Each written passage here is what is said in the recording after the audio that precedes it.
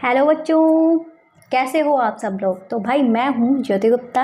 हालांकि कुछ बच्चे जो हैं वो मुझे जानते होंगे मैथ्स टीचर के रूप में। तो हम यहाँ पे साइंस की भी क्लासेस जो हैं आप लोगों के कहने पे ही स्टार्ट कर रहे हैं।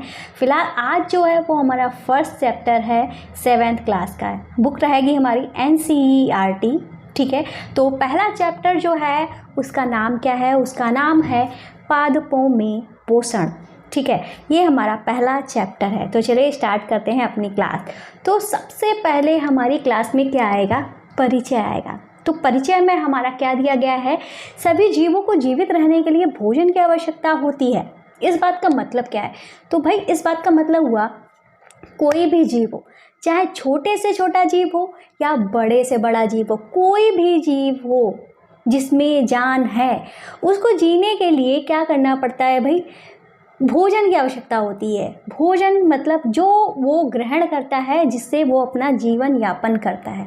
ठीक है, फिर उसके बाद हमारा लिखा हुआ है पादप अपना भोजन स्वयं बनाते हैं, जबकि मानव सहित कोई भी प्राणी अपना भोजन स्वयं नहीं बना सकता। ठीक है, आपकी स्क्रीन पे सब कुछ आपको दिख रहा होगा यहाँ पे। ठीक है, मानव तथा अन्य प्राणी प्रत्यक्ष या परोक्ष रूप से पादपों पर निर्भर रहते हैं।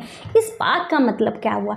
ये कह रहे हैं कि पादप, अब भाई अगर आपको पादप नहीं समझ में आ रहा तो पादप का मतलब क्या होता है? पादप का मतलब होता है पेड़ पौधे। ठीक है, तो पादप जो होते हैं, जो हमारे पेड़ पौधे होते हैं, वो अपना भोजन जो होता है कैसे बनाते हैं? तो वो अपना भोजन स्वयं बनाते हैं। ठीक है, अब आप कहोगे मैम ठीक है, पादप जो है अपना भोजन स्वयं बनाते हैं, क्या हम अपना भोजन किसी और से बनवाते हैं क्या? तो हम भी तो अपना भोजन स्वयं बनाते हैं। मतलब हमारे कहने का मतलब क्या हुआ? हमारे घर में मम्मी बनाती हैं। ठीक है, लेकिन मम्मी अगर बात करें तो मम्मी कहेंगी कि भाई हम तो अपना भोजन स्वयं बनाते हैं। ये बात यहाँ पे लागू नहीं होती है। स्वयं का मतलब क्या होता है? उससे जो भी चीज़ चाहिए होती है वो किसी से मांगने नहीं जाता है, किसी पर निर्भर नहीं रहता है। ठीक है, अपना भोजन जो है वो स्वयं बनाता है। और जो हमारे जीव जंतु होते हैं वो अपने भोजन के लिए क्या करते हैं? इधर उधर एक दूसरे पर निर्भर करते हैं। जब बात अगर करें किस पर निर्भर करते हैं, तो जीव जंतु है भाई, जो शाकाहारी होंगे वो पेड़ पौधों पर निर्भर होंगे, जो मांसाहारी होंगे वो किस पे निर्भर होंगे? अदर जंतुओं पे निर्भर होंगे, और जो सर्वाहारी होंगे वो पेड़ पौधों और अदर जीव जंतुओं पे निर्भर होंगे। ठीक है, अब कोई ये हमारे जो जीव हैं, ठीक है, अपना जीवन यापन करने के लिए भोजन को ग्रहण करेंगे ही करेंगे, जिससे उनका क्या होगा? पोषण होगा। ठीक है, तो चलते हैं अपनी नेक्स्ट स्लाइड पे। तो अगली जो हमारी स्लाइड है ये है पादप अपना भोजन कैसे बनाते हैं। क्या पादप अपना भोजन कैसे बनाते हैं? तो इसके लिए हमने क्या लिख कर रखा हुआ है भाई? अगर आपको एक और बात बता देते हैं, अगर आपको ये पूरी जो PDF आपके सामने दिख रही है अगर आपको चाहिए, तो इसके लिए आपको हमारा ऐप जोजस स्टडी को डाउनलोड करना होगा।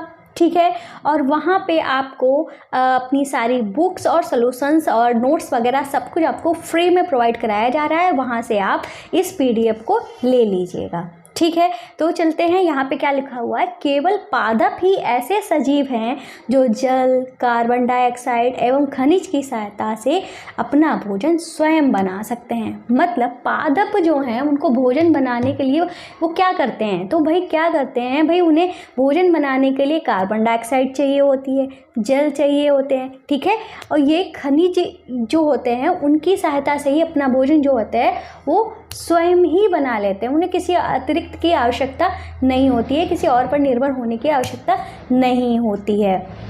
ठीक है, और भोजन में प्रोटीन, कार्बोहाइड्रेट, वसा, विटामिन, खनिज लवण इत्यादि घटक पाए जाते हैं।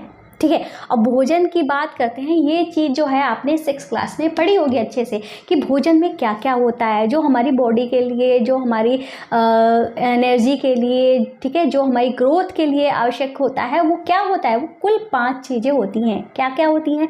कार्बोहाइड्रेट, वसा, विटामिन, खनिज लवण। ठीक है, ये जो होते हैं और सबसे इम्पोर्टेंट बात जो होती है वो हमारी क्या होती है, वो होती है प्रोटीन। प्रोटीन से ही हमारी क्या होती है, ग्रोथ होती है। ये कुल 5 चीज़ें जो होती हैं वो हमें क्या होती हैं, आवश्यक होती हैं। अगर ये हमारे भोजन में कम रह गए, अगर इनमें से कोई एक भी हमारे भोजन में कम रह गया तो हमारा पूर्ण संपूर्ण जो पोषण होता है वो नहीं हो पाएगा। तो अगर हमें स्वस्थ भोजन, स्वस्थ शरीर की तलाश है तो हमें इन 5 चीज़ों का होना ही होना चाहिए। किस में होना चाहिए, भोजन में होना चाहिए। तो भोजन में कुल 5 चीज़ें होती हैं, मैं फिर से गिना देती हूँ, आपको याद हो जाएगा, क्योंकि ये वाला पॉइंट जो है बहुत ही ज़्यादा इम्पोर्टेंट है। कार्बोहाइड्रेट, प्रोटीन, वसा, विटामिन और खनिज लवण। ठीक है, ये सारी चीज़ें जो हैं 5 चीज़ें बहुत ही ज़्यादा इंपॉर्टेंट होती हैं। अब चलते हैं अपने नेक्स्ट पॉइंट पे। तो नेक्स्ट पॉइंट पे हमारा क्या लिखा हुआ है, ये लिखा हुआ है पोषक पदार्थ सजीवों की शारीरिक संरचना, वृद्धि तथा क्षतिग्रस्त भागों के रखरखाव एवं विभिन्न जैव प्रक्रियाओं के लिए आवश्यक ऊर्जा प्रदान करते हैं। ठीक है, ये जो है हमने 5 चीज़ें गिनाई।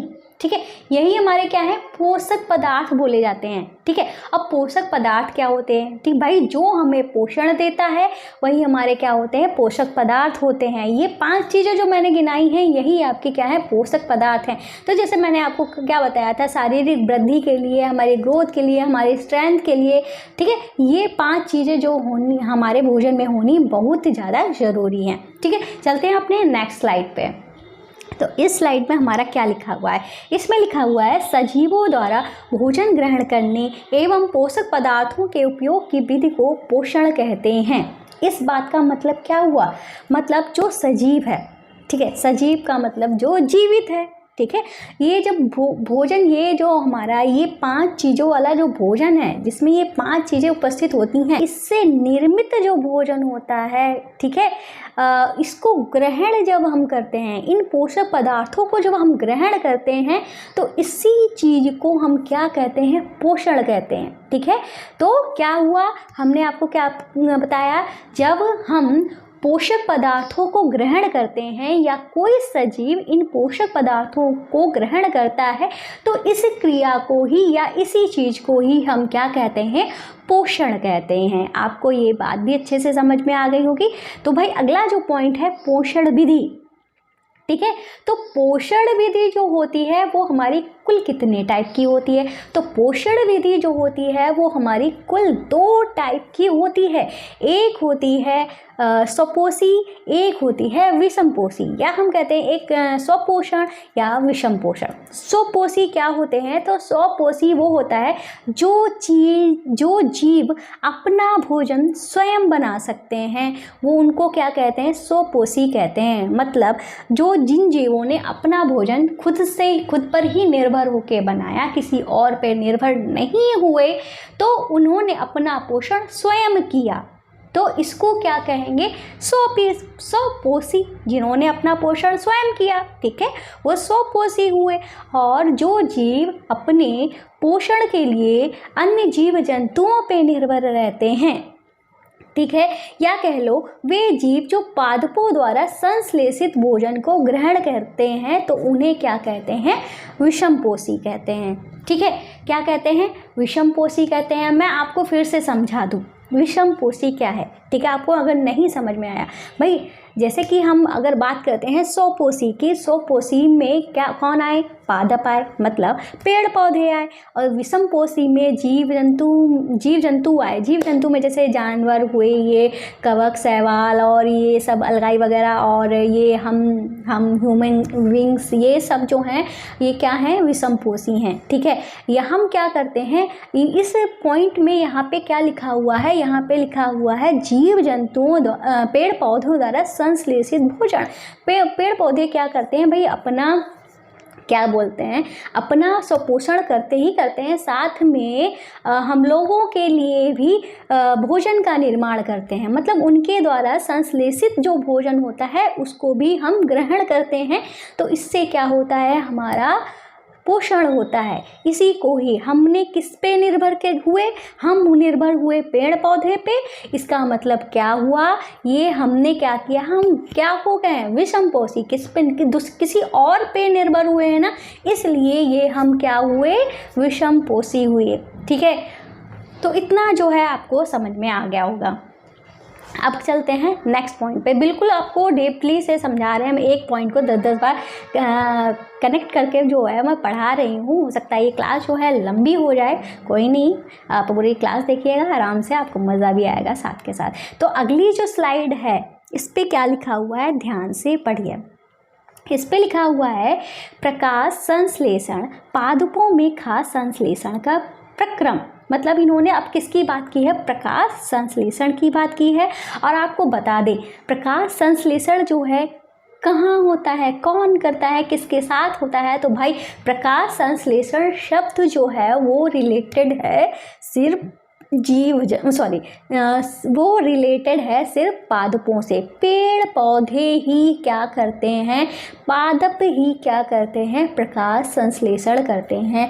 कोई जीव जंतु प्रकाश संश्लेषण की क्रिया नहीं करता है। तो इन्होंने क्या बताया है, पत्तियां पादप की खाद्य फैक्ट्रियां हैं। सबसे पहला पॉइंट और बहुत ही इम्पोर्टेंट पॉइंट है ये, पत्तियां, हमारे जो पादप होते हैं इनकी जो पत्तियां होती हैं वो खाद्य फैक्ट्रियां होती हैं। अब आप सोचोगे कि मैम खाद्य फैक्ट्री का मतलब क्या हुआ, भाई हम क्या करते हैं, भोजन सांस लेते हैं, नाक वाक से सांस लेते हैं, और ये ठीक है, ये हमारी क्रिया जो है नाक के द्वारा होती है।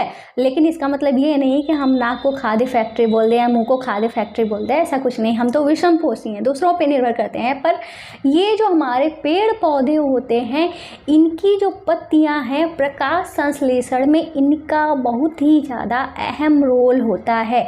क्यों होता है, क्योंकि जो इनका पोषण को ग्रहण, पोषण जो होता है वो उसमें सबसे ज़्यादा मेन रोल जो है वो किसका है, पत्तियों का है। इसीलिए इनको हम खाद्य फैक्ट्रियाँ कहते हैं।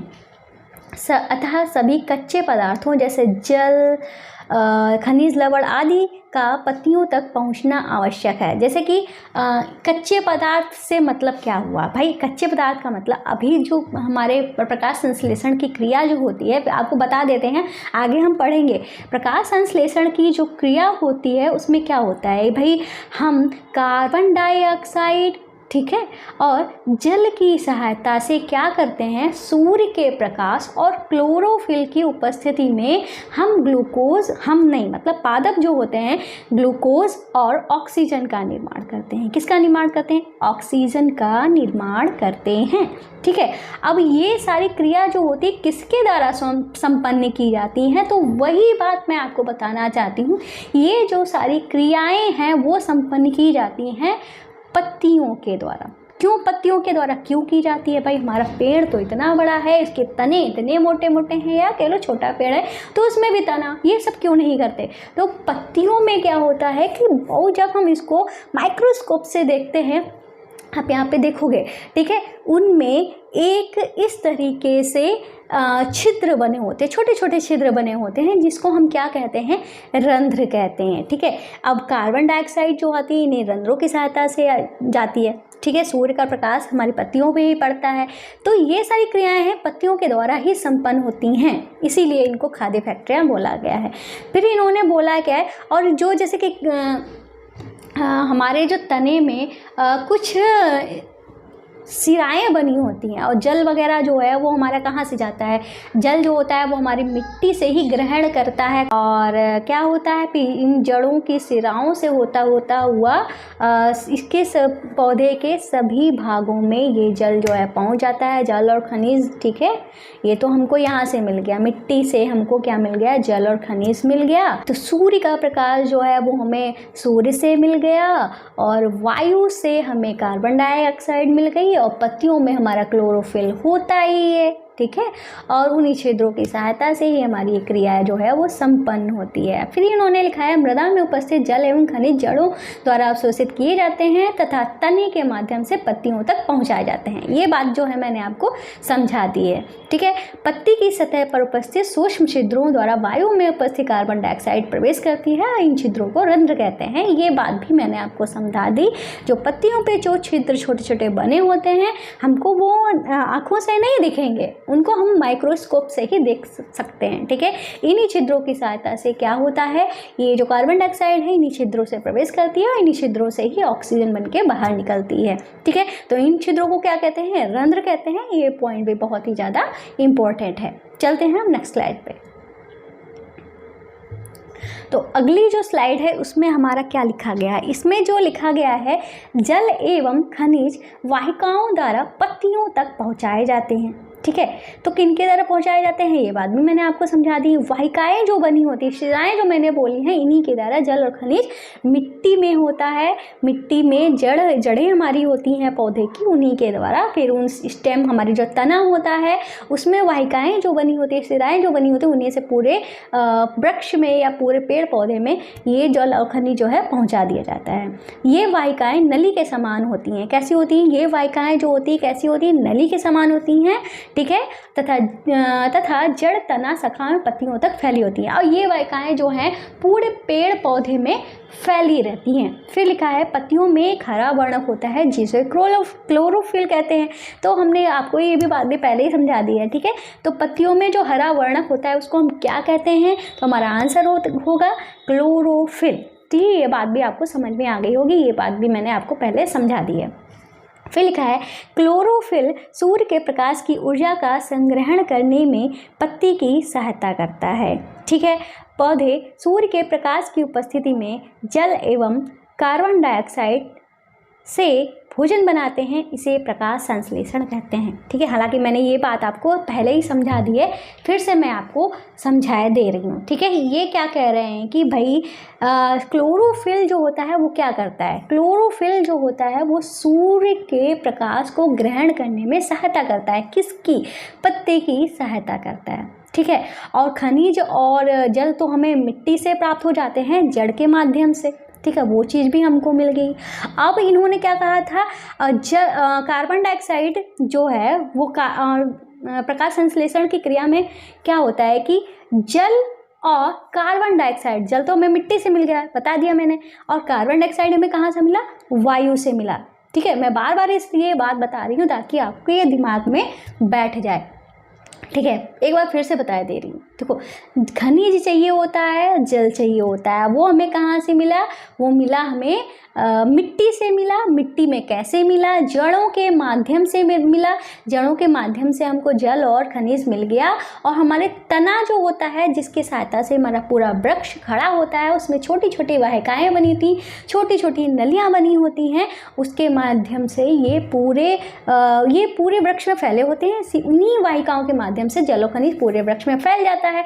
और वायु में उपस्थित होती है हमारी कार्बन डाइऑक्साइड, और सूर्य जो होता है, सूर्य से मिलता है हमें सूर्य का प्रकाश। और सूर्य का प्रकाश जो है वो पौधे कैसे ग्रहण करते हैं, जो हमारी पत्तियों में क्लोरोफिल होता है उसकी सहायता से ही सूर्य का प्रकाश जो है पत्तियां ग्रहण करती हैं।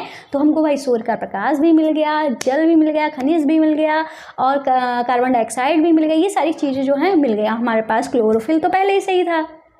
तो क्या हुआ, कार्बन डाइऑक्साइड और जल की जब क्रिया हुई, किसकी उपस्थिति में, देखो आपके सामने एक क्वेश्चन लिखी होगी यहाँ पे, देखिए नेक्स्ट स्लाइड हमारी यही है। कार्बन डाइऑक्साइड और जल की जब क्रिया हुई किसकी उपस्थिति में, सूर्य के प्रकाश और क्लोरोफिल की उपस्थिति में जब क्रिया हुई तब हमको क्या मिला, ग्लूकोज मिला, ठीक है। इन सब की जब क्रियाएं हुई, ठीक है, तो पौधे ने क्या बनाया है, ग्लूकोज बनाया है और ग्लूकोज के साथ में इसने एक और चीज़ बनाई है, वो हमारे लिए बहुत ही ज़्यादा लाभदायक है और उसके बिना हमारा जीवन ही संभव नहीं है। वो क्या है? ऑक्सीजन। इसी क्रिया के द्वारा, अब ये क्रिया जो है कौन सी है? यही जो क्रिया है यही हमारी क्या है? प्रकाश संश्लेषण है। ठीक है, अगर आपसे प्रकाश संश्लेषण का फॉर्मूला या इक्वेशन पूछी जाए तो आप ये पूरी जो लाइन लिखी हुई है इसको अच्छे से लिख देना। क्या लिखना है? कार्बन डाइऑक्साइड प्लस जल और किसकी उपस्थिति में? एरो लगा के, सूर्य के प्रकाश और क्लोरोफिल की उपस्थिति में हमने जब क्रिया हुई तो हमको ग्लूकोज मिला, साथ में ऑक्सीजन मिली। ठीक है, यही क्रिया जो होती है प्रकाश संश्लेषण की क्रिया होती है। अब ग्लूकोज को जो है वो खुद ही ग्रहण करते हैं, मतलब ग्लूकोज जो होता है वो खुद का भोजन बनाता है। ये जो प्रकाश संश्लेषण की क्रिया हुई है ये ग्लूकोज बनाने के लिए ही हुई है। ग्लूकोज बनाने के लिए ही हुई है, मतलब क्या भाई? उसने ये प्रकाश संश्लेषण की क्रिया क्यों की है? पादप ने ये क्रिया क्यों की है? खुद के भोजन के लिए की तो है। ये जो हमारा ग्लूकोज है ये इनका भोजन ही है। इस भोजन को ये ग्रहण तो कर लेते हैं, अच्छी बात है, ग्रहण कर ली, पर ये क्या करते हैं? पेड़ पौधे जो होते हैं इस ग्लूकोज को एक्स्ट्रा बना लेते हैं। ठीक है, ग्रहण करने की मात्रा से अधिक बना लेते हैं। तो वो जो एक्स्ट्रा वाला होता है ग्लूकोज, वो किसके रूप में जमा हो जाता है? वो स्टार्च के रूप में जमा हो जाता है। ठीक है, किसके रूप में जमा हो जाता है? स्टार्च के रूप में जमा हो जाता है। और रही ऑक्सीजन की बात, उसका क्या यूज है वो आप अच्छे से जानते हो भाई। ऑक्सीजन जो है वो हमारे लिए बनाई है, वो हम ग्रहण करते हैं। ठीक है, हुए ना पेड़ पौधे पे निर्भर। अगर पेड़ पौधे नहीं होंगे तो हमारा जीवन भी संभव नहीं है। ठीक है, इतनी बात समझ में आ गई। अब देखते हैं यहाँ पे क्या लिखा है। इन्होंने बताया है कि मेष प्रक्रम में ऑक्सीजन निर्मुक्त होती है तथा कार्बोहाइड्रेट पत्तियों में स्टार्च या मंड के रूप में संचित हो जाता है। ये बात भी मैंने बता दी है। ठीक है, तो एक बार फिर से ध्यान रखना। ठीक है, ये क्वेश्चन भी पूछा जाता है, इंपॉर्टेंट है। जब भाई प्रकाश संश्लेषण की क्रिया होती है तब क्या निर्मुक्त होता है, कौन सी गैस निर्मुक्त होती है? तो आंसर होगा हमारा ऑक्सीजन। ठीक है, अब ये फिर इन्होंने बोला है कि भाई ये हम आपको बता दें, मैं आपको ग्लूकोज बोल रही हूँ बार बार। ये जो कार्बोहाइड्रेट लिखा है, ठीक है, मैंने स्लाइड पे ध्यान नहीं दिया कि लिखा क्या है एक्चुअली। ठीक है, तो इस स्लाइड पे जो कार्बोहाइड्रेट लिखा है यही हमारा क्या है? ग्लूकोज है। इसी कार्बोहाइड्रेट को हम क्या बोलते हैं? ग्लूकोज बोलते हैं। ठीक है, अब ये जो कार्बोहाइड्रेट हमने एक्स्ट्रा बनाया था ये किसके रूप में संचित हो गया? पत्तियों में ये स्टार्च के रूप में संचित हो गया। स्टार्च को ही हम क्या कहते हैं? मंड कहते हैं। क्या कहते हैं? मंड कहते हैं। अब हमारा एक पॉइंट और रह गया है। हमारा अगला जो पॉइंट है वो क्या कह रहा है?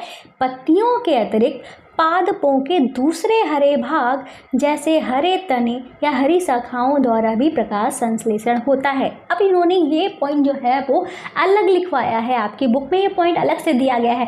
क्यों दिया गया है भाई? क्या होता है कि कुछ वृक्ष ऐसे होते हैं जिनके तने भी हरे होते हैं, उनकी शाखाएं भी हरी होती हैं। भाई हरी क्यों होती हैं? हरी इसलिए होती हैं क्योंकि उनमें क्लोरोफिल होता है। अब जहाँ पे हमारा क्लोरोफिल होगा, जैसे कि आमतौर पे हमारा आम का पेड़ ले लो, ठीक है, आम तौर पे हम आम का पेड़ ही ले लेते हैं। आम के पेड़ में हम देखते हैं उसका जो तना होता है वो ब्राउन कलर का होता है। ब्राउन कलर का तना है, क्या उसमें क्लोरोफिल होगा? आप कहोगे मैम नहीं होगा। क्यों नहीं होगा? क्यों? इसलिए नहीं होगा क्योंकि भाई उसमें क्लोरोफिल ही नहीं है, तो वो हरा नहीं होगा। हरा नहीं होगा तो वो प्रकाश संश्लेषण की क्रिया में भाग नहीं होगा। कुछ पौधे ऐसे होते हैं, मैं आपको यहाँ पे दिखा दूंगी, ठीक है। यहाँ कुछ पौधे ऐसे होते हैं जिनके तने भी हरे होते हैं, उनकी शाखाएं भी हरी होती हैं, ठीक है भाई। अब हरे हैं तो इसका मतलब उनमें क्लोरोफिल है। क्लोरोफिल है तो इसका मतलब क्या हुआ कि भाई अब जहाँ क्लोरोफिल है तो हम उसको किस में यूज़ कर सकते हैं? प्रकाश संश्लेषण की क्रिया में यूज कर सकते हैं। इसलिए ये बात यहाँ पे कही गई है। कुछ पौधे होते हैं जिनके हरे तने होते हैं, ठीक है, वो भी हमारे प्रकाश संश्लेषण की क्रिया में भाग लेते हैं। ये तभी होता है जब हमारे वहाँ पे क्लोरोफिल पाया जाएगा, ठीक है। तो चलते हैं अपनी नेक्स्ट स्लाइड पे। तो नेक्स्ट स्लाइड जो है वो यहाँ पे दी गई है। इन्होंने इसी चीज़ को समझाया है और थोड़े डीप से। इन्होंने कहा है मरुस्थलीय पादपों में वाष्पोत्सर्जन द्वारा जल क्षय को कम करने के लिए पत्तियाँ सल्क अथवा सूल में रूपांतरित हो जाती हैं। इन पादपों के तने हरे होते हैं जो प्रकाश संश्लेषण का कार्य करते हैं। ठीक है, अब वही बात इन्होंने यहाँ पे समझाई है। जैसे मरुस्थलीय पौधों की बात की गई, आपने पढ़ा होगा, बचपन में भी पढ़ा होगा, मरुस्थलीय पौधे होते क्या हैं।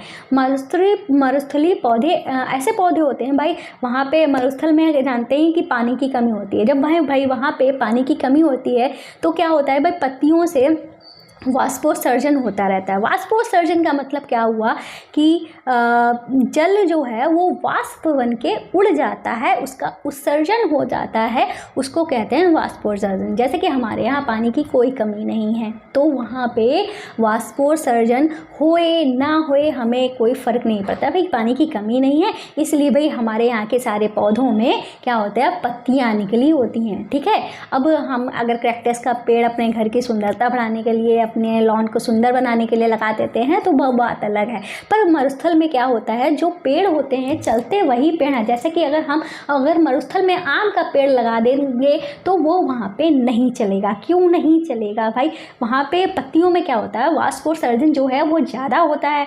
ठीक है, ज़्यादा होता है ना, तो वहाँ पे वो वाष्पोत्सर्जन इतना ज़्यादा होगा, वैसे भी पानी की कमी है, ऊपर से वाष्पोत्सर्जन हो रहा है, तो भाई वो पेड़ चलेगा कैसे, नहीं चल पाएगा ना। तो वहाँ पे ऐसे ही पेड़ चल पाते हैं जो कांटेदार होते हैं।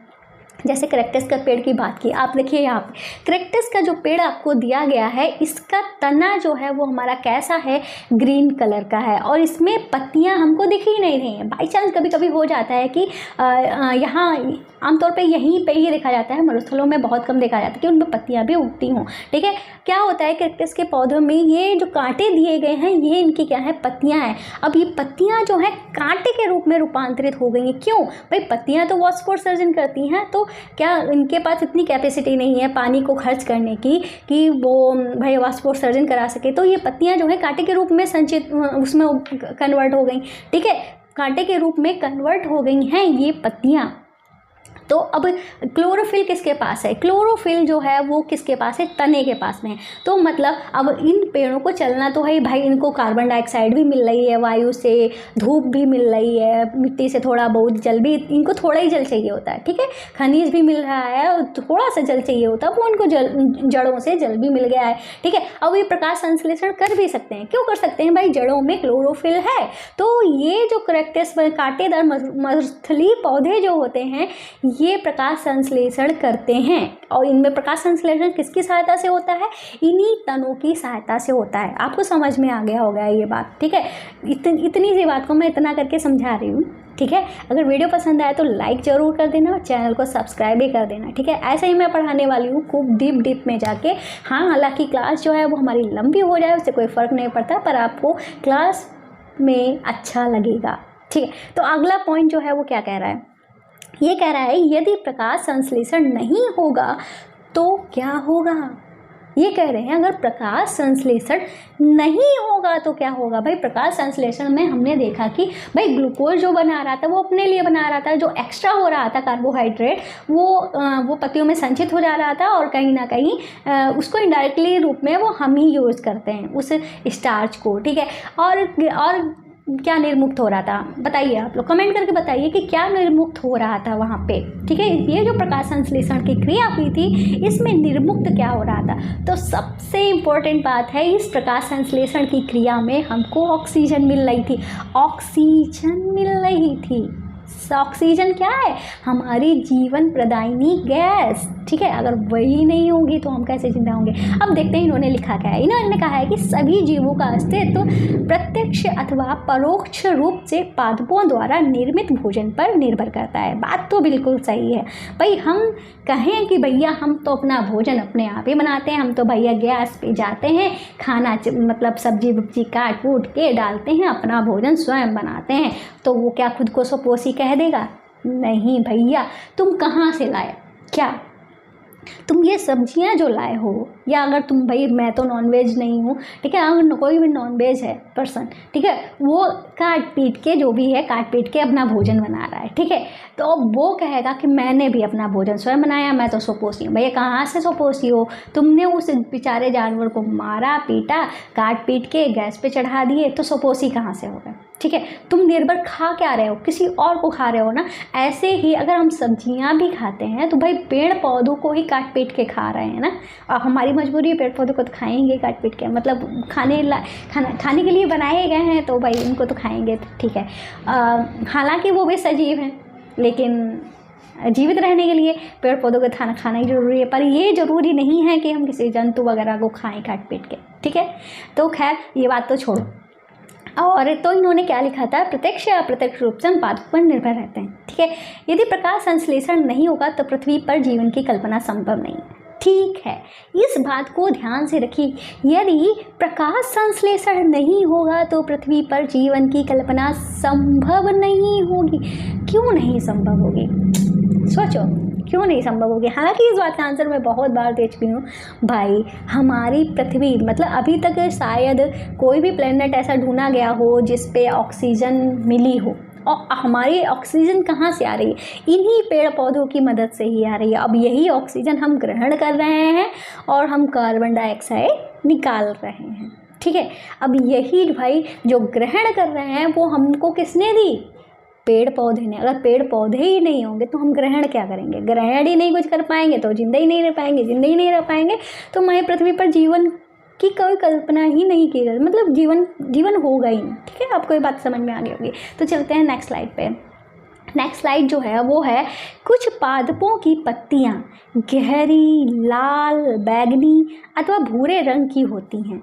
इन पत्तियों में भी क्लोरोफिल होता है, परंतु लाल, भूरे अथवा अन्य वर्ण क्लोरोफिल के हरे रंग को ढक देते हैं। इनमें भी प्रकाश संश्लेषण की क्रिया होगी, ठीक है। हालांकि आप लोग हो सकता है बहुत देर से सोच रहे होगे, मैम कुछ पेड़ पौधे तो ऐसे होते हैं जिनकी, देखिए आप यहाँ पे वीडियो देख रहे होगे, ठीक है।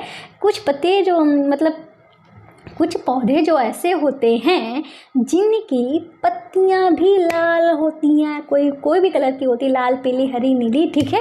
कोई भी कलर की पत्तियां होती हैं और वो पेड़ भी चलते हैं। हमें उस पेड़ में कहीं पर भी, देखिए वीडियो में देखा ना, कहीं पर भी ग्रीन कलर नहीं नज़र में आया, और फिर भी वो प्रकाश संश्लेषण कर रहे हैं, फिर भी वो हमको ऑक्सीजन दे रहे हैं। तो मैम कहाँ से दे रहे हैं, तो भाई इन्होंने क्या बोला, इन्होंने बोला है इनमें भी क्लोरोफिल होता है, इनमें भी क्लोरोफिल होता है, पर इसका जो कलर होता है, ठीक है, इन पत्तियों का जो रंग होता है कलरफुल वाला जो भी, ठीक है, ये क्लोरोफिल को क्या कर देते हैं, क्लोरोफिल को ढक देते हैं। मतलब इनका कलर जो है वो क्लोरोफिल को दबा देता है, ढक देता है, जिससे क्या होता है भाई, इनके अंदर का जो क्लोरोफिल होता है वो हमको नज़र नहीं आता है। इनमें जो क्लोरोप्लास्ट वगैरह होता है वो सब पाया जाता है, पर क्या होता है कि हमको क्या सिर्फ जो ढका हुआ कलर होता है वही नज़र आता है, पर एक्चुअल में इनमें क्लोरोफिल होता है। अब जहाँ क्लोरोफिल है वहाँ पे प्रकाश संश्लेषण की क्रिया होनी है, ठीक है। ये बात भी आपको समझ में आ गई होगी।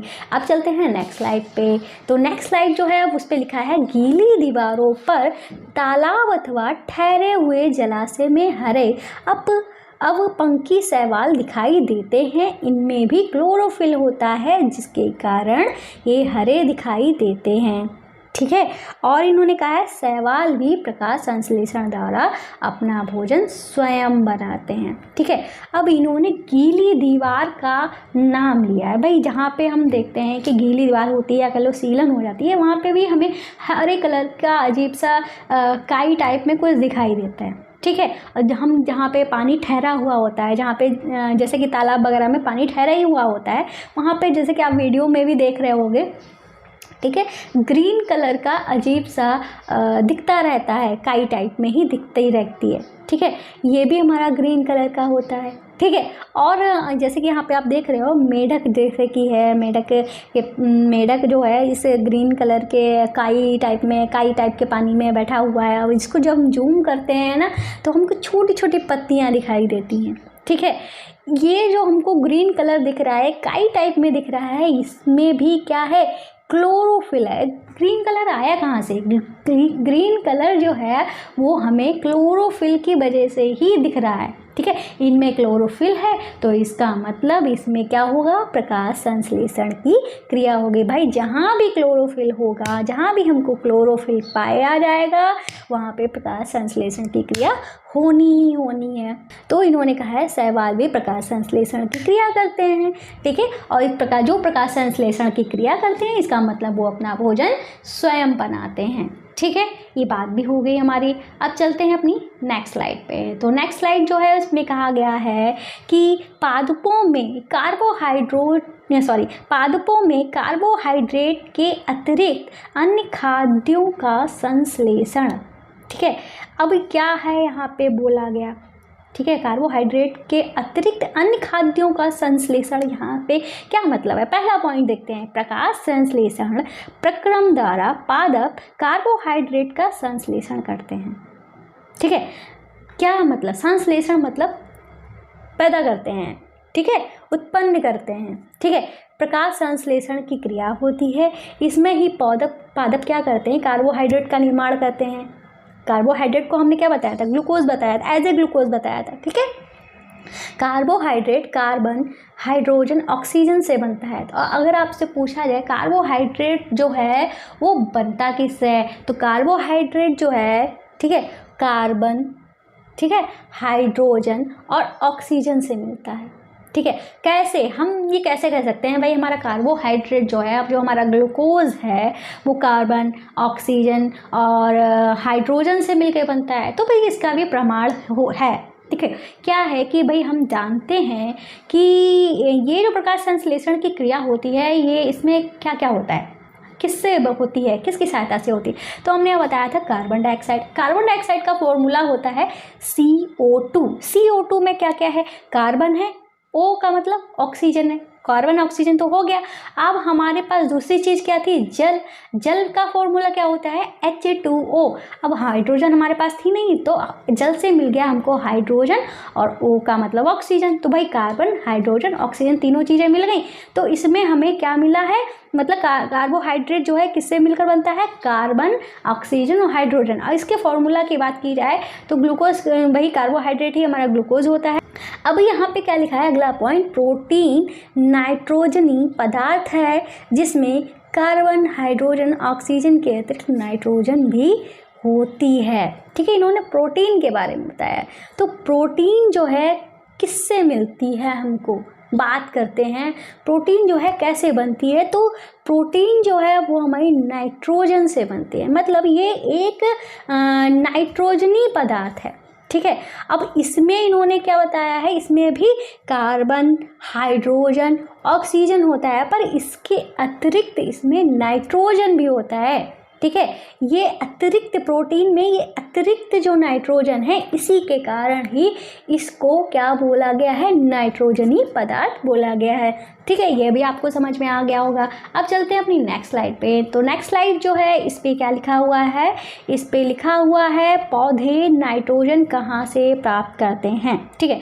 तो जैसे कि हमने आपको बताया था कि खनिज और जल मिल गया मिट्टी से, और कार्बन डाइऑक्साइड मिल गया वायु से, और सूर्य का प्रकाश मिल गया सूर्य से, और क्या बोलते हैं क्लोरोफिल तो उसके पास ही होता है, ठीक है। तो ये जो नाइट्रोजन की बात जो हो रही है यहाँ पे इनडायरेक्टली प्रोटीन की बात हो रही है, पर बात किसकी कर रहे हैं, नाइट्रोजन की।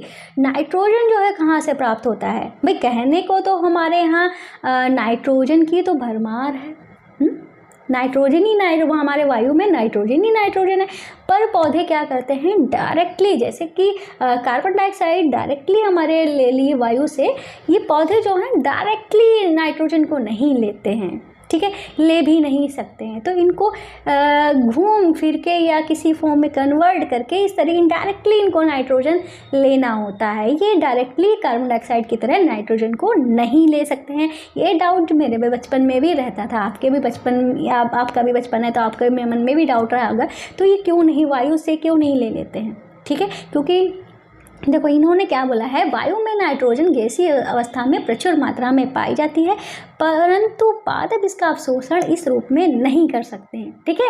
तो भाई क्या बताया मैंने भाई हमारे वायु में नाइट्रोजन गैस ही सबसे ज़्यादा है, पर सबसे ज़्यादा होने के बाद भी वो इसको डायरेक्ट नहीं ले सकता है, ठीक है, इस रूप में उसका अवशोषण नहीं कर सकता है, ठीक है। इन्होंने क्या बताया है, मृदा में कुछ विशेष जीवाणु होते हैं जो गैसीय नाइट्रोजन को नाइट्रोजन की यौगिकों में बदल देते हैं तथा मृदा में निर्मुक्त कर देते हैं, ठीक है। ऐसे ही उन्होंने कुछ जीवाणुओं की बात की है, ठीक है, कुछ जीवाणुओं की बात की है, ठीक है। जैसे कि कुछ इन्होंने जीवाणुओं के बारे में, जीवाणु के नाम भी हम आपको आगे बताएंगे। कुछ जीवाणु ऐसे होते हैं जो हमारे वायुमंडल में जो नाइट्रोजन होती है इसको क्या करता है, किस में कन्वर्ट करता है, नाइट्रोजन के यौगिकों में कन्वर्ट कर देता है। और इसको ये जो हमारे नाइट्रोजन के यौगिक में कन्वर्ट तो हो गया, फिर ये क्या करता है, मृदा में ही इसको निर्मुक्त कर देते हैं, मतलब मृदा में ही इसको मिला देते हैं या वहाँ छोड़ देते हैं, आप कुछ भी समझ लीजिए, ठीक है। तो मृदा में वो हमारी नाइट्रोजन के यौगिक जो हैं वो मिल जाते हैं और यह विलय यौगिक पादपों द्वारा जल के साथ अवशोषित कर लिए जाते हैं। अब ये हमारी मृदा में तो नाइट्रोजन के यौगिक मिल गए हैं, अब जब हमारा जल अवशोषित होता है ना वाहिकाओं के द्वारा, जब जल चाहिए होता है ना, कब चाहिए होता है, प्रकाश संश्लेषण की क्रिया में, तब क्या होता है कि ये जल के साथ ही नाइट्रोजन के यौगिक जो चाहिए होते हैं वो हमारे पेड़ पौधों को मिल जाते हैं, ठीक है। ये हो गया। अब चलते हैं नेक्स्ट स्लाइड में। इन्होंने कहा है खेतों में उर्वरक तथा खाद डालने पर भी पौधों को नाइट्रोजन उपलब्ध हो जाती है। इसके पश्चात पौधे खाद के अन्य संघटकों जैसे प्रोटीन तथा वसा का संश्लेषण करते हैं, ठीक है।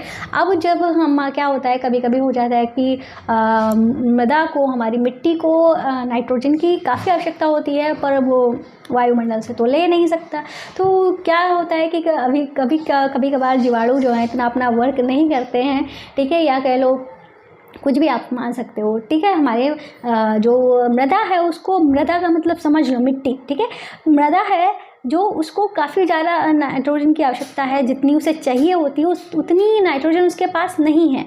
तो क्या होता है कि हम खाद के रूप में नाइट्रोजन को उपलब्ध कराते हैं मृदा को, ठीक है। इन्होंने क्या बोला है, उर्वरक या खेतों में उर्वरक या खाद डालने पर भी पौधों को क्या मिल जाता है, नाइट्रोजन मिल जाता है, ठीक है। क्या, फिर से ध्यान से देखो, खेतों में हम खाद या उर्वरक डालते हैं तो उससे भी मृदा में नाइट्रोजन की जो कमी होती है वो पूरी हो जाती है, ठीक है। अब जब नाइट्रोजन जो हमारे पौधों को मिलती है, उनके नाइट्रोजन की कमी पूरी हो जाती है, तो ये नाइट्रोजन से क्या होता है, तो हमने अभी आपको पहले ही आपको बताया है, नाइट्रोजन जो होता है वो किसका निर्माण करता है, नाइट्रोजनीकरण क्या है, नाइट्रोजनी पदार्थ क्या है, प्रोटीन। तो इनसे ही क्या बनता है, प्रोटीन बनता है, साथ में वसा का भी निर्माण होता है, ठीक है। ये वाली स्लाइड भी हमारी कंप्लीट। तो चलते हैं अपनी नेक्स्ट स्लाइड पे। नेक्स्ट स्लाइड में क्या लिखा हुआ है, पादपों में पोषण की अन्य विधियाँ, ठीक है। अब इन्होंने पोषण की अन्य विधियों के बारे में बात की है। जैसा कि पहला पॉइंट इन्होंने कहा है, कुछ पौधों में क्लोरोफिल नहीं पाया जाता है अतः वे अपना भोजन स्वयं संश्लेषित नहीं कर सकते। मतलब पोषण की कई पादपों में भी पोषण कई टाइप का होता है। जैसे कि मोस्टली जो हमारे पेड़ पौधे होते हैं, ठीक है, उनमें क्या होता है, क्लोरोफिल होता है। तो भाई जहाँ क्लोरोफिल होगा वो अपना प्रकाश संश्लेषण की क्रिया कर लेगा। प्रकाश संश्लेषण की क्रिया कर लेगा मतलब खुद का भोजन स्वयं जो है खुद के लिए बना लेगा। लेकिन कुछ पौधे ऐसे होते हैं, कैसे होते हैं, तो कुछ पौधे जो होते हैं ऐसे होते हैं जो भाई जिनमें क्लोरोफिल ही नहीं होता। और क्लोरोफिल नहीं होता तो अपना भोजन स्वयं संश्लेषित नहीं कर पाएंगे, मतलब स्वयं अपना भोजन जो है वो नहीं बना पाएंगे, ठीक है। तो क्या होता है, यहाँ पे लिखा है इन्होंने, मनुष्य तथा अन्य प्राणियों की तरह ये पादप भी अपने पोषण के लिए अन्य पादपों द्वारा निर्मित खाद्य पर निर्भर रहते हैं। ऐसे को विषमपोषी कहते हैं, ठीक है। हमने आपको विषमपोषी के बारे में पहले भी बताया था, ठीक है। वहाँ पे हमने जो उदाहरण दिए थे वो जीव जंतुओं के उदाहरण दिए थे। यहाँ पे जो विषमपोषी का उदाहरण है वो एक पादप है, ठीक है। इन्होंने कहा कि ये जो पादप होते हैं जिनमें क्लोरोफिल नहीं पाया जाते हैं वो हमारे मनुष्य या अन्य प्राणी जो जीव जंतु होते हैं उन प्राणियों की तरह ही अपना भोजन भैया स्वयं तो बना नहीं पाते हैं, तो किस पे निर्भर करते हैं, ये हमारे अन्य पादपों पे ही निर्भर रहते हैं। उन्हीं के द्वारा बनाया गया भोजन जो होता है उसको ही ग्रहण करते हैं। ऐसे पौधों को हम विषमपोषी पौधे कहते हैं, ठीक है। फिर उन्होंने उदाहरण दिया है अमरबेल, आपको दिख रहा होगा यहाँ पे, ठीक है। उन्होंने क्या बोला है, अमरबेल के बारे में बोला है। अमरबेल क्या होती है, ठीक है। मैंने तो बचपन में देखी थी, लेकिन अभी काफ़ी दिनों से देखी नहीं है अमर बेल। जब हम अपने गांव जाते थे, कुछ वृक्ष ऐसे होते थे जिनके ऊपर अजीब सी झाड़ियाँ, ये आप चित्र में देख रहे होंगे, अजीब सी झाड़ियाँ पड़ी रहती थी, ग्रीन कलर की, रेसे नहीं, पाइप, पतले पतले पाइप के रूप में पड़े रहते थे। पहले तो समझ में नहीं आता था, ठीक है, लेकिन फिर उसके बाद में जब पूछा ये क्या है, तो उसे पता चल गया क्या है ये, ठीक है।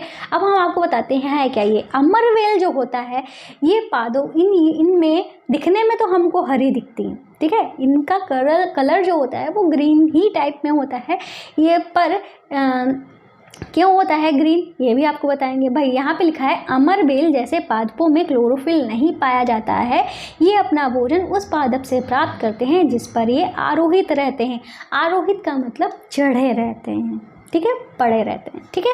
तो इन्होंने क्या बताया, अमरबेल में क्लोरोफिल नहीं होता है। तो भाई अमरबेल है जो पेड़ है, इनमें क्या होता है, क्लोरोफिल होता ही नहीं है। भाई क्लोरोफिल नहीं होगा तो मतलब ये अपना भोजन स्वयं नहीं बना सकते, अपना भोजन स्वयं नहीं बना सकते हैं। तो इसका मतलब क्या हुआ, इसका मतलब हुआ भाई अपना भोजन, ये खुद को भोजन ग्रहण करने के लिए, खुद को पोषण देने के लिए किसी और पे निर्भर होगा। तो किसी और पे निर्भर होने के लिए क्या करता है भाई, लोग ही डालते हैं, पेड़ तो अपने आप चल के जाएगा नहीं। लोग क्या करते हैं, अमरबेल को किसी पे वृक्ष पे के ऊपर डाल देते हैं। मुझे नहीं लगता इसका कोई यूज होता होगा, तो मुझे पता नहीं फिलहाल, ठीक है।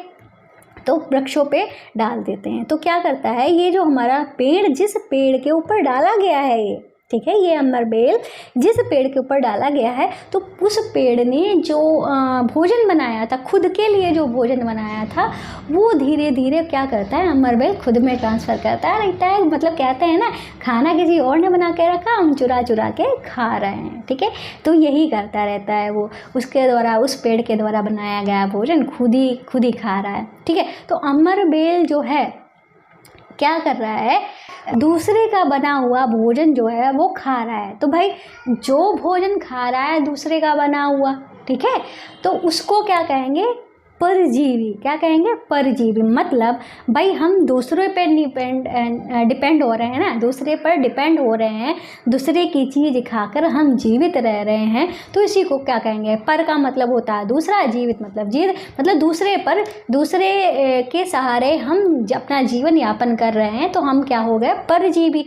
अब जो वृक्ष इसको जीवन दे रहा है, या क्या कह लो, इसको पोषण दे रहा है, जिस वृक्ष के ऊपर ये पड़ी हुई है अमरबेल, तो वो पेड़ जो है, वो वृक्ष जो है, उस अमरबेल को क्या दे रहा है, पोषण दे रहा है।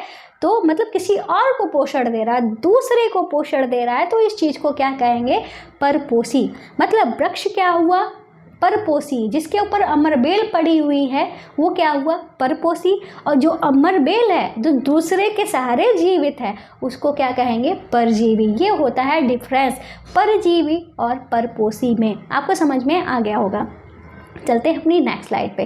तो नेक्स्ट स्लाइड में लिखा है, जिस पादप पे ये आरोहित रहते हैं उसे परपोषी कहते हैं, तथा दूसरे पादप पर आरोहित रहता है, तथा जो पादप दूसरे पादप पर आरोहित रहता है वह परजीवी कहलाता है। परजीवी पादप परपोषी को अमूल्य पोषकों से वंचित करता है, ठीक है। हालांकि ये बात जो है परजीवी परपोषी वाली मैंने आपको बता दी है। इन्होंने एक पॉइंट और बताया है, परजीवी पादप परपोषी को अमूल्य पोषकों से वंचित करता है। तो क्या होता है कि जब काफ़ी टाइम तक ये जो अमरबेल होती है किसी वृक्ष पे पड़ी रहती है, तो भैया क्या है, जैसे ने बोलते हैं जोंक, ठीक है, जोंक का नाम आपने सुना होगा, क्या वो चिपक जाती है। वो चिपक के क्या, पहले तो पतली पतली सी होती है, ठीक है, और जब चिपक जाती है तो हमारी बॉडी का खून चूसती रहती है, खुद मोटी होती रहती है। हम अगर उसको छुड़ाएं ना तो फूल के गुब्बारा हो जाएगी। गुब्बारा का मतलब गुब्बारा, ठीक है, हम अपनी भाषा में बोल गए गुब्बारा, ठीक है।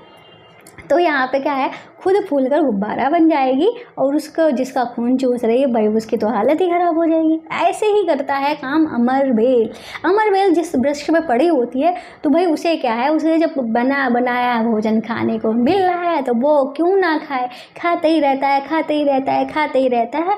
और वो बेचारा वृक्ष जो एक्स्ट्रा भी खाना बनाता है, अपने लिए तो बनाता है, दूसरों के लिए भी एक्स्ट्रा ग्लूकोज का निर्माण करता है, एक्स्ट्रा कार्बोहाइड्रेट बनाता है, ठीक है। तो वो जो है उसका एक्स्ट्रा वाला तो खाता ही खाता है, जो उसके हिस्से का भी होता है वो भी खाता रहता है, जिससे क्या होता है वो जो परपोषी वाला पौधा होता है जिसके ऊपर अमर बेल पड़ी होती है उसमें कई सारे पोषक तत्वों की कमी होने लगती है। और भाई पोषक तत्वों की कमी हो जाएगी तो वो तो सूख ही जाएगा, ठीक है, समझे ना। तो धीरे धीरे वो पेड़ भी मर ही जाता है जिसके ऊपर अमर बेल होती है। अमर बेल का नाम ही अमर बेल है, वो तो अमर ही रहेगी, ठीक है। तो इस तरीके से आपको अमर बेल के बारे में पता चल गया। अब चलते हैं अपने नेक्स्ट स्लाइड पे। इसमें क्या लिखा है, कीट बच्ची पादप। अब कीट बच्ची पादप क्या होते हैं, तो कीट बच्ची पादप से मतलब क्या है, कुछ पादप जैसे बीनस, फ्लाई ट्रैप तथा संटीयू आदि कीटों को पकड़ते हैं तथा उन्हें पचा लेते हैं।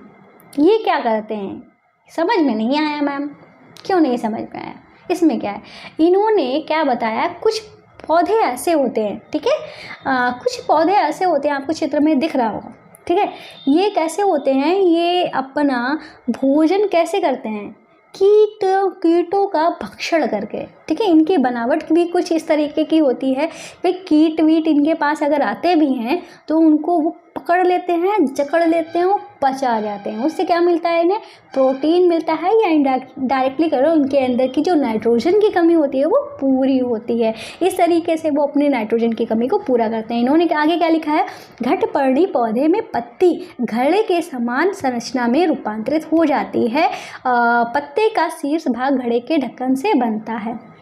आपके यहाँ पे आपके चित्र में घटपर्णी का ही दिया गया है पौधा, ठीक है। तो इसमें क्या बताया है कि भाई ये जो घड़े जैसी आकृति जो बनाई गई है, इसी के कारण इसको घटपर्णी बोला गया है, ठीक है। अब इसके हमें घड़े की तरह बनी हुई है, अब ये एक पत्ती ही है, क्या है, एक पत्ती ही है। इसमें क्या होता है, इस तरीके से मैं घड़ा सही से अगर बना पा रही हूँ तो इस तरीके से क्या होता है, घड़ा बना होता है। मान लो कोई कीड़ा यहाँ पे आके बैठा और इसने जैसे ही कीड़ा बैठा पटाख से अपना ढक्कन बंद कर लिया, और ढक्कन जो होता है वो पत्ती से ही बना होता है, और बंद हो गया, और इसमें रोम से निकले होते हैं, ठीक है। अंदर इसमें रोम से पतले पतले धागे टाइप की संरचना बनी होती है।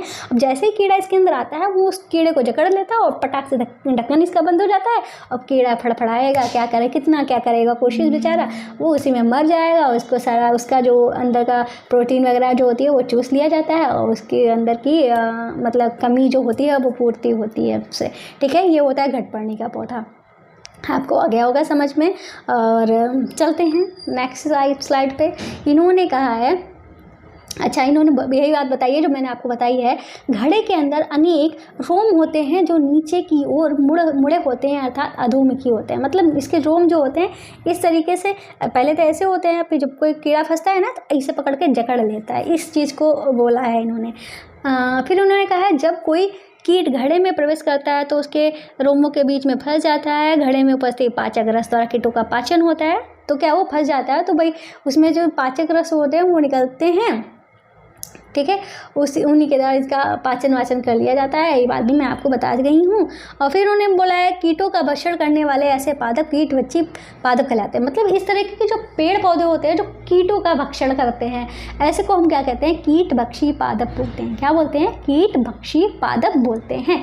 घटपर्णी पादप हरा होता है तथा प्रकाश संश्लेषण की क्रिया करता है, परंतु पादप की नाइट्रोजन की मांग को पूरा करने के लिए कीटों का भक्षण करता है, ठीक है। मैं ये बात भी आपको बता चुकी हूँ। तो ये क्या बोल रहे हैं कि घटपर्णी पौधा जो होता है भाई हरा होता है, आपको साफ साफ यहाँ पे दिख रहा है कि घटपर्णी पौधा जो है वो कैसा होता है, हरा होता है। हरा मतलब होता है तो इसका मतलब है इसमें क्लोरोफिल होता है, क्लोरोफिल होता है तो इसका मतलब क्या हुआ कि वो प्रकाश संश्लेषण की क्रिया करता है। प्रकाश संश्लेषण की क्रिया तो करता है, पर ये जो होते हैं अक्सर उगते ऐसी जगह पे हैं जहाँ पे नाइट्रोजन की कमी होती है। तो नाइट्रोजन की कमी को पूरा करने के लिए ही क्या करते हैं, ये कीटों का भक्षण करते हैं। अभी कीटों का भक्षण करके ही अपनी नाइट्रोजन की कमी को पूरा करते हैं, ठीक है। आ गया समझ में। अब चलते हैं नेक्स्ट स्लाइड पे। अब बताया इन्होंने मृतजीवी के बारे में। मृतजीवी क्या होता है, तो इन्होंने कहा है कि मृतजीवी वर्षा के दिनों में वृक्षों की सड़ी गली टूटी टहनियों अथवा तनों या छाल पर छाते के समान संरचनाएं दिखाई जाती हैं, या जीव कवक या फंजाई कहलाते हैं। ठीक है, ये यहाँ पे लिखा हुआ है। अब इन्होंने क्या बोला है कि भाई वर्षा के दिनों में, भाई क्या होता है कि वर्षा के दिनों में नमी ज़्यादा हो जाती है, कई सारे मतलब हमारी टहनियाँ भी टूटी पड़ी होती हैं, पत्तियाँ भी टूटी पड़ी होती हैं। तो वर्षा है तो भाई ये मतलब बारिश इन पे भी होगी, बारिश इन पे होगी तो ये गल जाएंगे। ठीक है, यही जो टहनियाँ पत्तियाँ जो हैं वो गलेंगी तो क्या होता है कि ये सड़ने लगती हैं। जब ये सड़ जाती हैं, मतलब ऐसी सड़ी गली जगह ही आप समझ लो इनडायरेक्टली इनके कहने का मतलब यही है कि जहाँ पे सड़ी गली जगह होती है, सड़ी गली चीज़ें बड़ी होती हैं, वहाँ पे क्या होती है, कुछ हमारे पेड़ पौधे आपको दिख रहा होगा, पौधे टाइप में निकलते हैं जिनमें कवक होते हैं। ये कवक होते हैं पर ग्रीन कलर के नहीं होते हैं, ब्राउन टाइप में होते हैं। आपने देखे होंगे कुछ लोग क्या कहते हैं कि भाई कवक जो होते हैं उनको मशरूम समझ लेते हैं, कि कंफ्यूज हो जाते हैं। ठीक है, मशरूम भी हमारे कवक ही होते हैं एक टाइप के, पर मशरूम ऐसे कवक होते हैं जिनको हम ग्रहण करते हैं, जिनसे हमें प्रोटीन मिलती है, पर ये कवक जो होते हैं वो खाने लायक नहीं होते हैं। ठीक है, और शुद्ध भाषा में बोले तो इनको कुकुरमुत्ता बोलते हैं। ठीक है, तो खैर इसको छोड़ो। तो ये जो होते हैं कवक ऐसी जगह पे निकलते हैं जहाँ पे सड़ी गली जगह होती है, वहाँ पे ये खुद ही उगते हैं, पर इनमें क्या नहीं होता है, क्लोरोफिल नहीं होता है। ठीक है, इनको हम क्या बोलते हैं, कवक या फंजाई बोलते हैं। ठीक है, ये आपको समझ में आ गया। अच्छा, तो अगली स्लाइड जो है वो उसमें हमारा लिखा है, ये मृत एवं विघटनकारी सड़ने वाली वस्तुओं की सतह पर कुछ पाचक रसों का स्राव करते हैं तथा उसे साधारण व विलय रूप में परिवर्तित कर देते हैं। इसके पश्चात वे इस विलयन का भोजन के रूप में अवशोषण करते हैं। तो क्या करते हैं ये जो हमारे मृतजीवी होते हैं क्या करते हैं। पहली बात तो मृतजीवी का मतलब ही हमारा यही हुआ, मरी हुई चीज़ें। मरी हुई चीज़ों का मतलब जो मर गए, सड़ गए, जैसे कि पेड़ पौधे की टहनियाँ गिरी, पत्तियाँ गिरी, ये मर के ही तो गिरी हैं। ठीक है, जहाँ पे कोई जीव जंतु मर गया वहाँ की भी यहाँ पे बात की जा रही है। ठीक है, तो क्या करते हैं कि ऐसी जगह पे ही ये उगते हैं, ये कवक वगैरह। ठीक है, जहाँ पे चीज़ें जो है विघटित होने लगती है, सड़ने लगती हैं, तो वहाँ पे उगते हैं। वहाँ पे कुछ ऐसे पाचक रसों का स्राव करते हैं जिससे ये इनका विघटन जो है, ये जो सड़ने गलने वाली चीज़ें जो हैं वो विलय होने लगती हैं, और ये विलयित पदार्थ को ही ये क्या करते हैं, अपने भोजन के रूप में अवशोषित करते हैं, मतलब ये एज ए भोजन इसको ग्रहण करते हैं। ठीक है, अब क्या इन्होंने अगला पॉइंट लिखा है, इन्होंने लिखा है, इस प्रकार की पोषण प्रणाली जिसमें जीव किसी मृत एवं विघटित जैविक पदार्थों से पोषक तत्व प्राप्त करते हैं, मृतजीवी पोषण कहलाती है। मतलब ये भाई भोजन ग्रहण कर रहे हैं इस तरीके के सड़ी गली जगह पे। ठीक है, इस तरीके से भोजन ग्रहण कर रहे हैं और ये जीवित रह रहे हैं। ठीक है, इस सड़ा गला खा के वो खुद को जीवित रख रहे हैं, मतलब उनसे उस सड़ी गली चीज़ से उन्हें कुछ तो पोषण प्राप्त हो रहा होगा, तभी तो वो जीवित रह रहे हैं। तो इसका मतलब क्या हुआ, इस तरीके के पोषण को क्या कहेंगे, मृतजीवी पोषण कहते हैं। क्या कहते हैं, मृतजीवी पोषण कहते हैं। ठीक है, और फिर उन्होंने कहा है मृतजीवी पोषण प्रणाली का उपयोग करने वाले जीव मृतजीवी कहलाते हैं। मतलब अब ये जो पोषण करने वाले जो जीव होते हैं, जैसे कवक की बात की गई थी, तो ये इस तरीके का जो ये पोषण करते हैं, मृतजीवी पोषण जो करते हैं, ऐसे जीवों को हम क्या कहते हैं, मृतजीवी कहते हैं। क्या कहते हैं, मृतजीवी कहते हैं। ये आपको बात समझ में आ गई होगी, आ गई। नेक्स्ट स्लाइड पे चले। चलो चलते हैं। तो इन्होंने क्या लिखा है, कवक अचार, चमड़े, कपड़े या अन्य पदार्थों पर भी उगते हैं। ठीक है, ये नम एवं उष्ण स्थानों पर शीघ्र वृद्धि करते हैं। तो भाई मैंने आपको, इन्होंने दीवार का भी उदाहरण दिया था और सड़ी गली चीज़ों का भी उदाहरण दिया था। ठीक है, कवक जो है कैसी जगह पे उगते हैं, भाई जहाँ नमी होती है, या हम कभी कभी देखते हैं कि जब हमारे घर में अचार ख़राब हो जाता है तो वाइट कलर की अजीब सी संरचनाएँ पैदा हो जाती हैं। ठीक है, जिससे हम कहते हैं कि भैया फफूंदी लग गई है, अचार ख़राब हो गया है, इसको निकालो या अचार को फेंको। ठीक है, कुछ इस तरीके से हम बोलते हैं।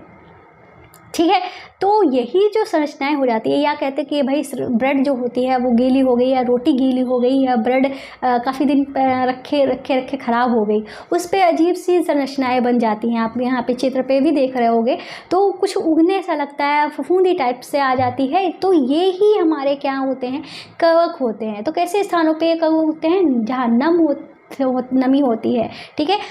नम और उष्ण स्थानों पे ही ये जो कवक जो होते हैं वो हमारे उगते हैं। फिर उन्होंने कवकों के बारे में बताया है कि, और इन्होंने ये बात भी बोली है कि ऐसे ही स्थानों पे ज़्यादा उगते हैं, ठीक है। अब ब्रेड को रख दो थोड़ा गीला करके, रोटी को रख दो थोड़ा गीला करके, उसमें ना जम जाए तो मुझसे कहना। तो मतलब ऐसे ही स्थानों पे वो जल्दी उगते हैं, ठीक है।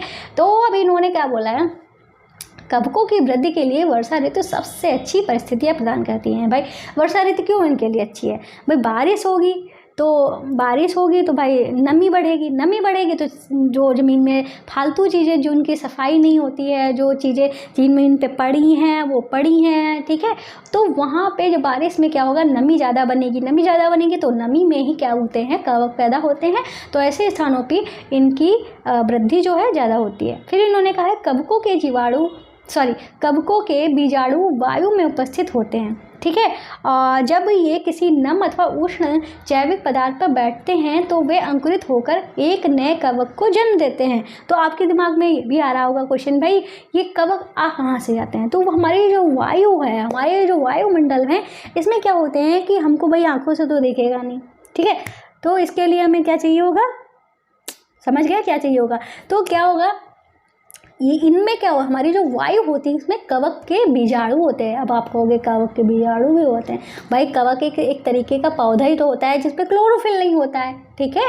वो दूसरे पे निर्भर रहता है, सड़ी गड़ी चीज़ों को खाता है, अपना भोजन स्वयं नहीं बना पाता है क्योंकि ये स्वपोषी नहीं है। स्वपोषी वही होते हैं जिनमें क्लोरोफिल होता है। तो ये भाई परपोषी है और परजीवी भी है, मृतजीवी भी है, ठीक है। इसको सब कुछ कह सकते हैं।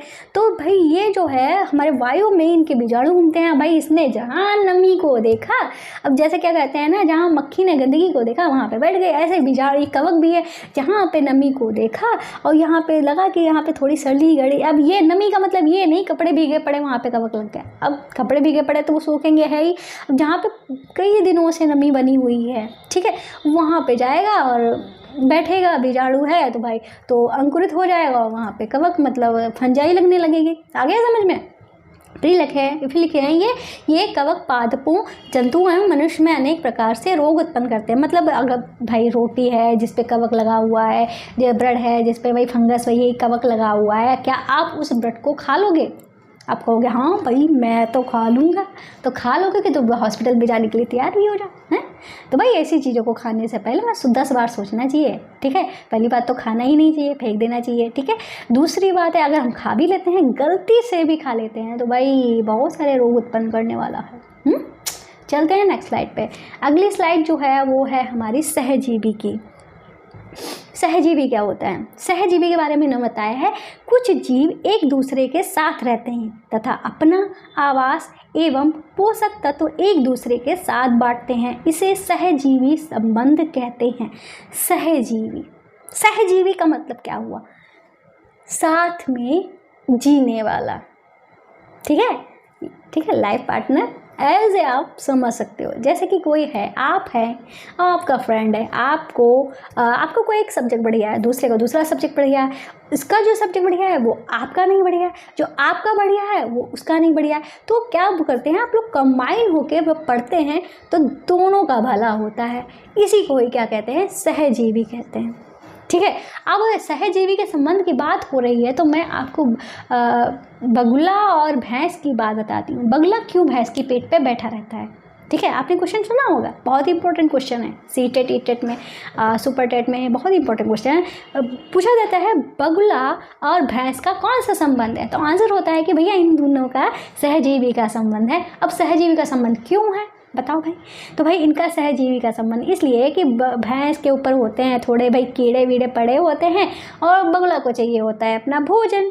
तो भाई वो भैंस की पीठ से कीड़े मकोड़े बटोर के खाते रहते हैं और भैंस का क्या है भाई, उसके तो कीड़े ही साफ हो रहे हैं, उसकी खुजली कम हो रही है, तो भैंस को कोई प्रॉब्लम नहीं है, उसकी पीठ पे कोई बैठा है, उसका काम ही हो रहा है। तो वो एक दूसरे, बगुला का भी फ़ायदा हो रहा है, भैंस का भी फ़ायदा हो रहा है। तो इन दोनों के बीच का संबंध कैसा हो गया? सहजीवी का संबंध। और यहाँ पे जो इन्होंने सहजीवी संबंध की बात की है वो की है किसके बीच के? कवक और शैवाल के बीच की बात की है, ठीक है। वो आगे करेंगे, फिलहाल अभी यहाँ पे जो इन्होंने लिखा है वो पढ़ते हैं इन्होंने। तो अगला पॉइंट इन्होंने क्या लिखा है? कुछ कवक वृक्षों की जड़ों में रहते हैं, वृक्ष कवक को पोषण प्रदान करते हैं, ठीक है।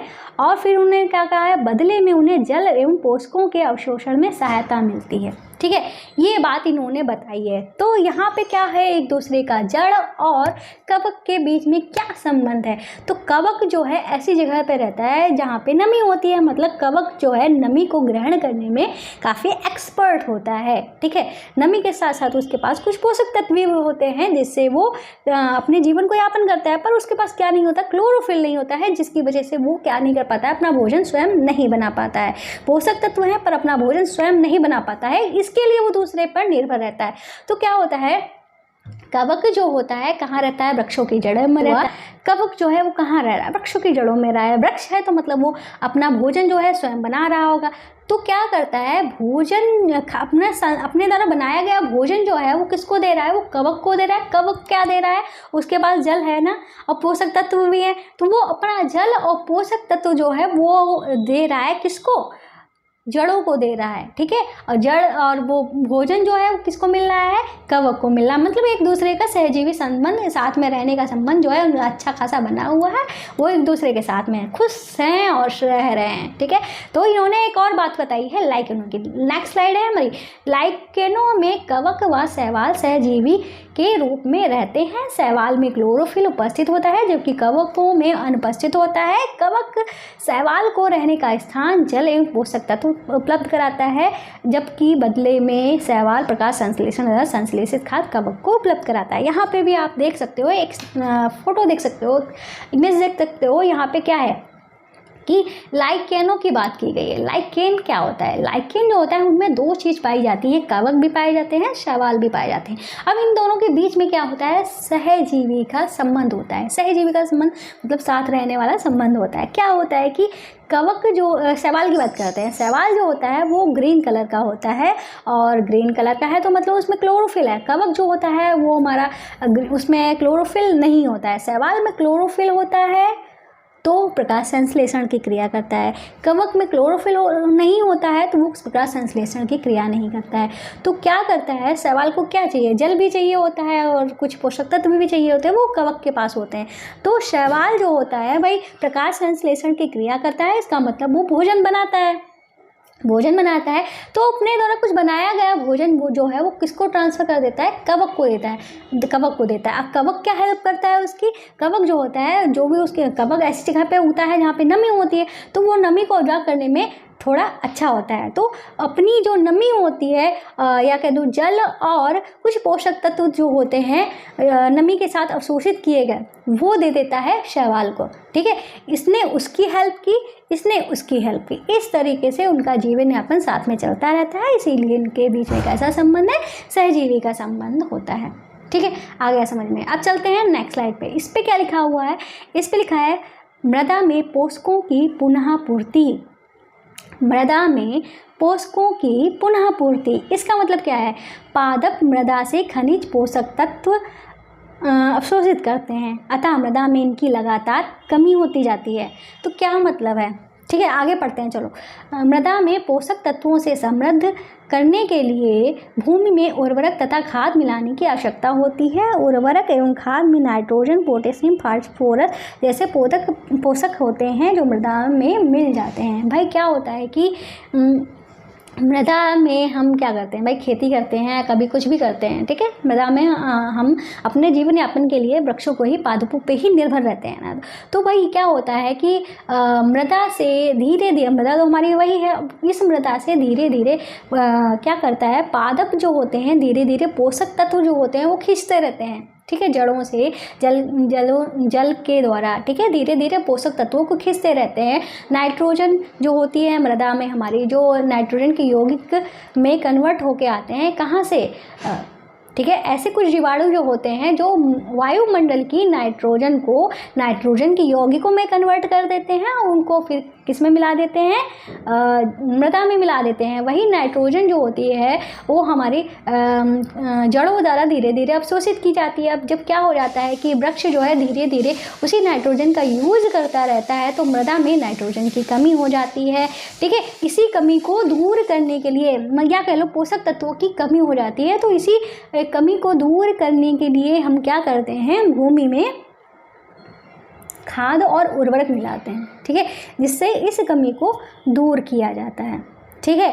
तो उर्वरक में क्या होता है, खाद और उर्वरक में क्या होता है, इन्होंने बताया नाइट्रोजन होता है, फास्फोरस होता है और पोटेशियम होता है, ठीक है। ये कुछ चीज़ें जो हैं इन्होंने बताई हैं जो हमारी मृदा में होने वाली कमी, पोषक तत्वों की कमी को दूर करता है, ठीक है। ये आपको समझ में आ गया होगा। चलते हैं नेक्स्ट स्लाइड पे। तो इस स्लाइड में क्या लिखा हुआ है, पौधे वायुमंडलीय नाइट्रोजन का सीधे उपयोग नहीं कर सकते, ये नाइट्रोजन को विलय रूप में ही अवशोषित कर सकते हैं। कुछ जीवाणु जैसे राइजोबियम वायुमंडलीय नाइट्रोजन को विलय पदार्थों में परिवर्तित कर देते हैं। ये राइजोबियम अपना भोजन स्वयं नहीं बना सकते हैं, ये चना, मटर, मूंग, सेम अथवा अन्य फलीचर पादपों की जड़ों में रहते हैं, ठीक है। तो इन्होंने कुछ जीवाणु की बात की है। पहले इन्होंने ये बात बताई है कि क्या है क्या नहीं है, हम नाइट्रोजन का उपयोग पौधे जो होते हैं वो नाइट्रोजन का उपयोग कैसे करते हैं, कि इस कमी को कैसे दूर किया जाता है। तो अब हम आपको बता देते हैं, कुछ जीवाणु होते हैं जैसे कि इन्होंने बताया है राइजोबियम।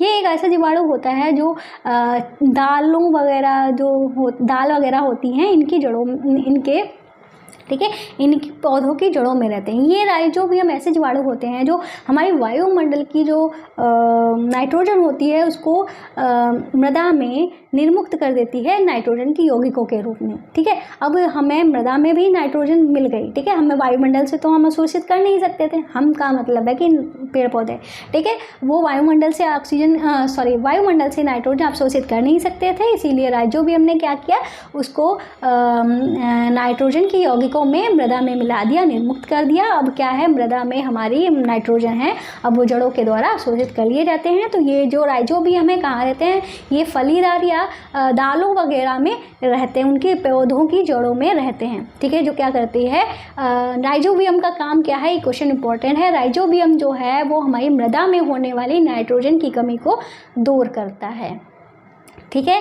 ये हो गया हमारा क्वेश्चन का आंसर, बहुत इंपॉर्टेंट क्वेश्चन है, ध्यान रखना, ठीक है। अगला है, अगला इन्होंने वही बात बताई है जो मैंने बताई है, राइजोबियम पौधों को नाइट्रोजन की आपूर्ति करते हैं और इसके बदले पादप राइजोबियम जीवाणु को आवास और खाद्य प्रदान करते हैं, अतः इनमें सहजीवी संबंध होता है। इस कारण दालों की फसलों के लिए मृदा में नाइट्रोजनी उर्वरक देने की आवश्यकता नहीं पड़ती है।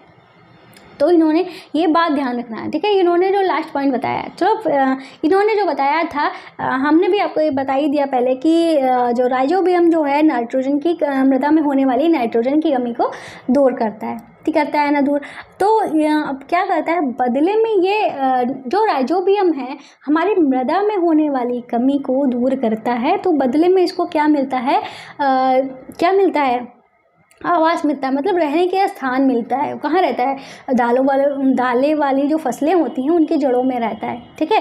तो मतलब उसको रहने का एक स्थान मिल रहा है, इसलिए इन्होंने कहा था इनमें क्या होता है, सहजीविका, मतलब हमने किसी की हेल्प की, उसने हमारी हेल्प की, तो हम दूसरे में क्या हो गया, सहजीविका संबंध हो गया। तो इनमें भी क्या हो गया है, सहजीविका संबंध हो गया है। इन्होंने अब बताया क्या है, जब हमारे जैसे कि हम कोई फसल उगा रहे हैं तो हमारी मृदा में क्या हो जाता है, नाइट्रोजन की कमी हो जाती है। तो अगर हम इसी बीच में एक बार अगर दाल की फसल उगा देते हैं तो हमारी जो मृदा है, मिट्टी है, जो हमारी फसल है, उसमें क्या हो जाता है कि नाइट्रोजन की कमी जो होती है वो दूर हो जाती है। तो इसीलिए क्या करते हैं, जब हमारी कई बार फसल हम उगा देते हैं, एक दो बार फसल कोई उगा दी, उसमें नाइट्रोजन हमारी मिट्टी अच्छी पैदावार नहीं कर रही है, तो अगर हम दाल की फसल उगा देते हैं तो हमारी मिट्टी जो है अच्छी पैदावार करने लगती है, ठीक है। इसीलिए हम क्या करते हैं, इसीलिए इन्होंने लिखा है, इस कारण दालों की फसलों के मृदा में नाइट्रोजन उर्वरक देने की आवश्यकता नहीं होती। मतलब जब हम दाल की फसल उगाते हैं, ठीक है, तो हमें एक्स्ट्रा से उर्वरक डालने की ज़रूरत नहीं होती, क्योंकि उर्वरक वगैरह जो होता है उसमें क्या होता है, हमने आपको अभी बताया, उर्वरक में क्या होता है, उसमें नाइट्रोजन होता है, फास्फोरस होता है और पोटेशियम होता है, ठीक है। इस कमी को तो दूर हमारा राइजोबियम ही कर देता है, तो हमें उर्वरक डालने की आवश्यकता नहीं होती है, ठीक है। ये बात भी आपको समझ में आ गई होगी। अब चलते हैं नेक्स्ट स्लाइड पे। ये बात आपको समझ में आ गई। तो हमारी सारी स्लाइड्स जो हैं ख़त्म हो चुकी हैं, मतलब हमारा पूरा चैप्टर जो है वो ख़त्म हो चुका है। तो 1 क्या सवा घंटे से ज़्यादा हमारी क्लास हो गई है।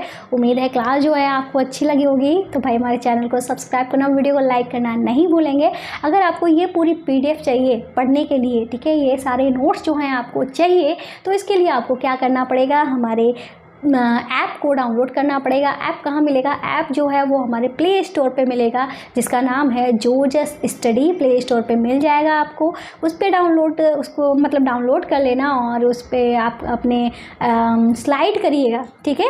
उस ऐप को स्लाइड करेंगे तो आपको NCERT की बुक्स मिलेंगी। ऊपर जो हमारी क्लासेस लिखी हुई हैं वो यूपी बोर्ड के लिए, वहाँ पे यूपी बोर्ड की बुक में आपको मिल जाएंगी। स्लाइड करेंगे तो NCERT की बुक्स, वीडियोज़ और आपको सारे सोल्यूशंस जो हैं, नोट्स वगैरह हैं, वो आपको वहाँ पे मिल जाएंगे। तो अपनी क्लास पे जाइएगा और PDF जहाँ पे हो वहाँ पे आप अपनी PDF जो है देख लीजिए, पढ़ लीजिए, जो भी करना है कर लीजिए। और क्या करते हैं, वहाँ पे आपको सब कुछ फ्री में प्रोवाइड कराया जा रहा है। सारी बुक्स जो है वो आपको प्रोवाइड कराई जा रही हैं। साथ में अगर आपको मैथ्स पढ़ना है, अगर आप हमारी क्लास पहली बार देख रहे हो, वैसे तो मैं मैथ्स टीचर हूँ, आप लोगों के कहने से ही मैंने साइंस की क्लासेज जो हैं स्टार्ट की हैं। और मैथ्स पढ़ना है तो हमारे चैनल जोजस स्टडी पे जाइए, ठीक है, वहाँ पर आप मैथ्स पढ़िए अपनी।